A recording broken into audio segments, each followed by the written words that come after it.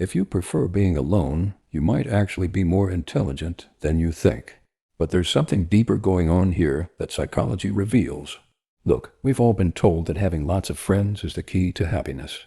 But what about those people who genuinely have no friends? Not because they're awkward or unlikable, but because of something much more fascinating happening in their psychology. Today, we're diving deep into the minds of people who walk through life solo. And trust me, what you're about to learn will completely change how you see loners. First, let's talk about the biggest misconception. Having no friends doesn't automatically mean someone is lonely.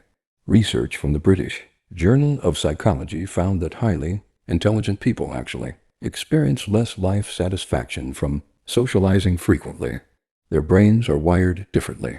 They find deep fulfillment in solitary activities like reading, creating, or problem solving.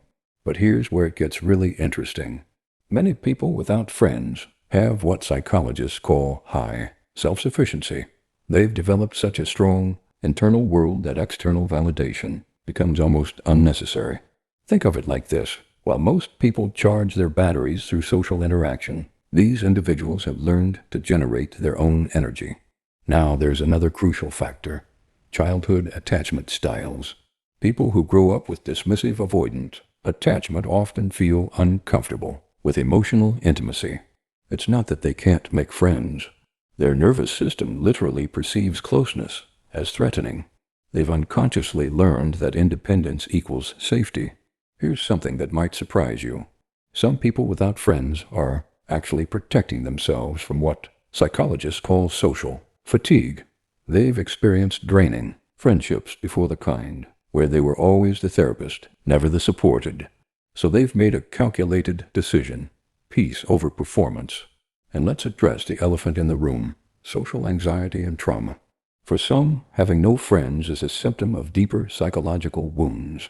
Past betrayals, bullying, or rejection can create such strong defensive walls that forming new connections feels impossible. Their brain's threat detection system is on overdrive. But perhaps the most fascinating finding? Many friendless people possess what's called selective relationship orientation. They'd rather have zero friends than shallow ones. They're not interested in small talk, surface-level connections, or being someone's plus one. They're waiting for depth that rarely comes. Here's the truth that nobody talks about. Having no friends isn't a character flaw or a life sentence.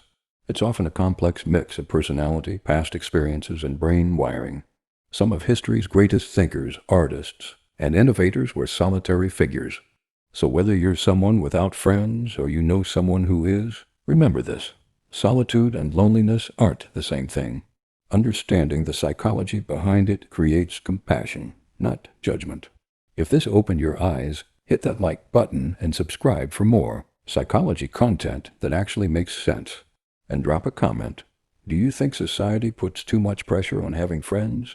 I want to read your answer.